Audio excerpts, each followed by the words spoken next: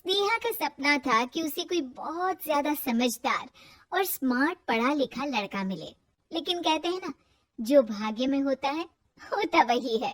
देख, मैं साफ कह रही हूँ, लड़की के बाप के पास भर भर के पैसा है। अरे एक बार लड़की ने तुझे पसंद कर लिया तो समझ के पैसे की तो नदियां भर जाएंगी, लेकिन फिर भी तेरी प्यास नहीं बुझेगी बेटा। अरे माँ, फ्रिज में मैंने 2 बोतल पानी की रखी है, और कैसे प्यास बुझेगी? अरे पांचवी फेल, मैं बात कर रही हूँ पैसों की प्यास की। तू गवाह नहीं समझेगा इस बात को। बस तुझसे लोगों की नौकरी करवा लो। वो क्या है ना आशीष की माँ, वो सीधा है, और जिसे तू लोगों की नौकरी बोल रही है ना, वो आशीष का प्यार है अपने लोगों के लिए, जिनसे वो प्यार करता है या जिनसे जुड़ा हुआ है वो। अरे जमाना नहीं रहा वो। अरे आज की डेट में तो ना बेटा माँ का है, ना ही पति पत्नी का। कैसी बात कर रही है माँ? चाहे दुनिया यहाँ की वहाँ क्यों ना हो जाए, मैं आपके बिना नहीं रह सकता, ना ही मैं आपको कभी धोखा दे सकता हूँ माँ। अरे हाँ ठीक है ठीक है। देख, लड़की को पढ़ा लिखा लड़का चाहिए तो वहाँ चुप रहना। जबान खोलेगा तो पता चल जाएगा कि पांचवी पास है। अरे तो पढ़ा देती ना आगे। माना सौतेली माँ हो, लेकिन दहेज की लालच तो अपने बेटे जैसी ही रख रही हो। पापा ऐसा मत बोलिए ना माँ को, वो मेरी माँ है, मैं उनसे बहुत प्यार करता हूँ। अच्छा अच्छा बेटा, कुछ नहीं कहता, बस तैयार हो जा, चलते हैं और देखते हैं कि कौन है लड़की और क्या चाहती है। सभी मिलकर लड़की देखने जाते हैं, जहाँ स्नेहा आशीष को देखकर ही इम्प्रेस हो जाती है। वाह कितना हैंडसम है, काश इससे मेरी शादी हो जाती, लेकिन पता नहीं कितना पढ़ा लिखा है। स्नेहा, लड़का बहुत अच्छा है, बेचारी की माँ दूसरी है, लेकिन देख रही है ना, हीरा भी इतना चमकीला नहीं होगा जितना कि ये। स्नेहा को समझ नहीं आता कि वो क्या करे। वो आशीष से मिलती है, उसकी सादगी, उसकी बातें उसे भा जाती है। मैंने नहीं सोचा था कि इतना पढ़ा लिखा लड़का मुझे मिलेगा। मैं शादी करने के लिए तैयार हूँ। और फिर स्नेहा और आशीष की शादी हो जाती है। शादी के बाद सासू माँ कहती है अरे बेटा, वो तेरे जेवर मुझे दे दे, मैं संभाल कर रख दूंगी। स्नेहा, जो कि खुद भी एक समझदार लड़की थी, नहीं नहीं, मैं अपने जेवर नहीं दूंगी, उसके लिए तो मैंने पहले ही लॉकर खुलवा लिया था माँ जी। ये मेरी कुछ आर्टिफिशियल ज्वेलरी है, इसे रख लीजिए। वैसे मेरी अलमारी में जगह नहीं है ना। सास बेचारी नई नई बहू से क्या उलझती। सुनिए जी, मैंने आपके लिए खाना और नाश्ता बना दिया है, ऑफिस कब जाना? कौन से ऑफिस में? मैं तो घर का सारा काम करता हूँ। क्या बात कर रहे हैं, इतना पढ़ लिख कर आप घर का काम क्यों करते हैं? कितना पढ़ लिख कर? मैंने तो सिर्फ 5वीं तक पढ़ाई की है। अभी वहाँ सास आ जाती है। अरे 5वीं तक भी पढ़ लिया तो समझो मेरी कृपा से, वरना तो जो इसके लक्षण थे ना, क्या बताना। अच्छा आशीष, जरा बाहर जा और भाग कर टूथपेस्ट लेकर आ, सुबह से मंजन नहीं किया। और हाँ, फिर जाकर दुकान की सफाई कर देना, तेरा छोटा भाई दुकान पर जाने को तैयार हो रहा है। स्नेहा ये सब सुनकर हैरान रह जाती है।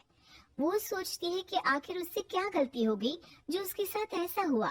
आशीष स्नेहा के पास जाता है। तो तुमको तो मैंने पहली मुलाकात में ही बताया था कि। स्नेहा आशीष की बात ही नहीं सुनना चाहती है। वो जोर से चिल्लाती है, चुप रहो बिल्कुल, गंवार कहीं के।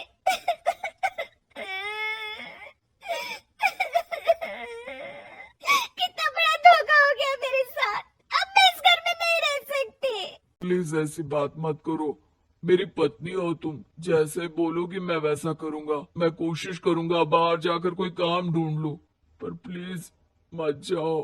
चुप रहो गंवार कहीं के, मैं तुम्हारे जैसी की बीवी हो ही नहीं सकती। आशीष स्नेहा को लाख समझाने की कोशिश करता है, लेकिन वो अपने मायके चली जाती है। माँ चलिए ना, स्नेहा को मना कर लेकर आते हैं। अरे जाओ, मनाने जाए मेरी जूती, इतना घमंड जैसे कलेक्टर हो कहीं की महारानी। अरे मैं तो तुझे कहूंगी कि तू भी भूल जा, हमने नहीं भगाया, खुद ही तो गई है। माँ वो बीवी है मेरी, मैं प्यार करता हूँ उससे, मैं जा रहा हूँ उसे लेने। वहीं स्नेहा के घर पर, माँ वो तो कुछ काम ही नहीं करता, घर का नौकर है, 5वीं पास। मैं नहीं रह सकती ऐसे आदमी के साथ माँ। बेटा वो लड़का बहुत अच्छा है, उसकी तारीफ मैंने हर किसी से सुनी है। तेरा पति है, अब तक एक गलत माँ के साथ रह रहा था, तू संवारेगी तो संवर जाएगा। तभी वहाँ आशीष आ जाता है। मुझे माफ कर दो स्नेहा, पर प्लीज मुझे छोड़कर मत जाओ। मेरी माँ के जाने के बाद मुझे तुम्ही से सारी उम्मीद है। तुम जैसा कहोगी मैं करूँगा, पर प्लीज मेरे साथ रहो। सबके समझाने बुझाने के बाद स्नेहा आशीष के साथ घर आ जाती है।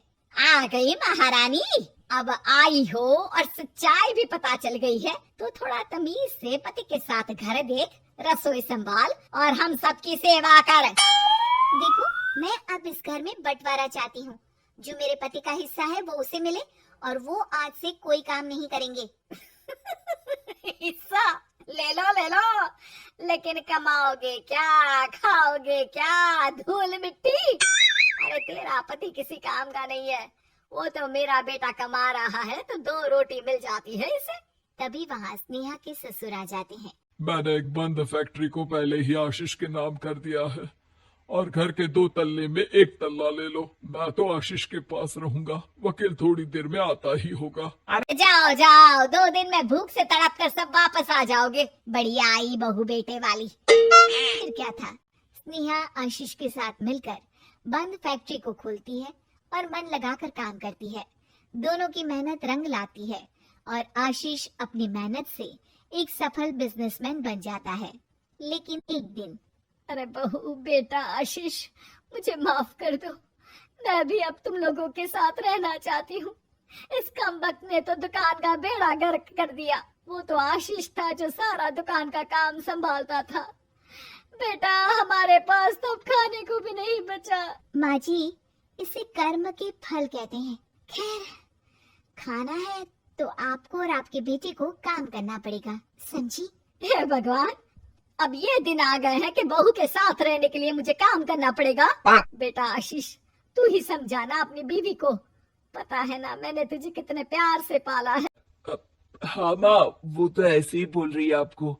अरे घर में कामकाज के लिए बहुत सारे नौकर चाकर है, आप आराम से रहिए माँ।